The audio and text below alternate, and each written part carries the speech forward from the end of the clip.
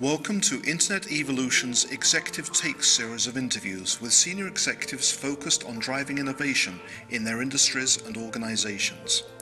This is Jack Danahy, Director for Advanced Security at IBM Security Systems. Jack is responsible for integrating developing security risks and trends into IBM strategy, outreach, and product management. He is responsible for IBM's Institute for Advanced Security and for increasing security awareness and traction within critical IBM industry sectors. The challenge for the CISO or the CSO is to recognize this onrush of data, to be able to sort through it, make sense of it, and to correlate it in a way that they're not faced with just simply a serial flow, an amazing combination of information, but instead can correlate and look at data through which there's already been some sorting done, some correlation done.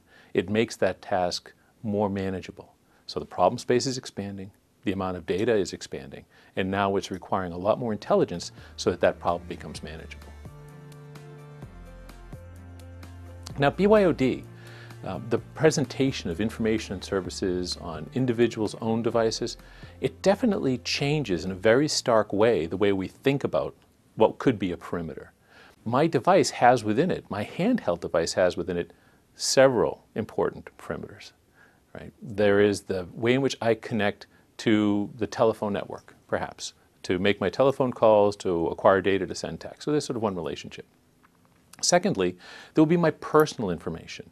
This is going to be emails, my contact files, etc., that I want to protect, that I want to make sure that I have access to, that I make sure that I safeguard, but I also want to make sure that they're always available to me. There's a third perimeter which exists in terms of the applications that I tend to load on it as an individual. These may be the games I like to play, productivity applications I like, ways in which I message back and forth with other folks. So this is a personal sort of application or system perimeter. And then there is the introduction through BYOD of the corporate perimeter. I am now using this as an entry point into a corporate network. So I have to be very, very diligent about the way in which I manage the endpoint from a corporate perspective. So on that single device, on that single handheld device, I'm looking at least 4 different perimeters to manage, and then it's going to go back and connect with an untold number of perimeters inside my own enterprise. And we see BYOD being further complicated by organizations which have multiple sites. So the question is really well formed. The deperimeterization that is evidenced most clearly in BYOD is causing there to be a great need to better understand ways in which to look at data, to look at traffic patterns, and to be able to analyze when things are different than I expect them to be, as opposed to simply believing that somehow by constructing this hard, crunchy outside around my environment, I'll be able to protect that soft, chewy center. Think about the way in which we communicate with people. It's about current events. It's about the weather. It's about what I'm doing today. If you look at text messages, judging from what I have seen, they are largely, hey, what are you doing? I don't know, what are you doing? Right? And so when I ask that question of someone in a work environment, it's natural to sort of engage in that conversation through social media or texting. And so as a result, there is a real risk of a decrease in the rigor with which people manage their own behavior, their own communications, and their own security. There's also other problems that occur. There is a natural affinity for people to want to belong to communities.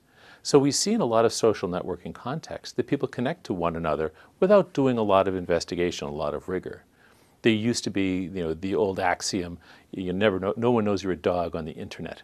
It's hard to have a great sense of confidence about who you're actually communicating with, or who just made that request to attach themselves to you in some social networking community. And so this introduces yet another area of risk.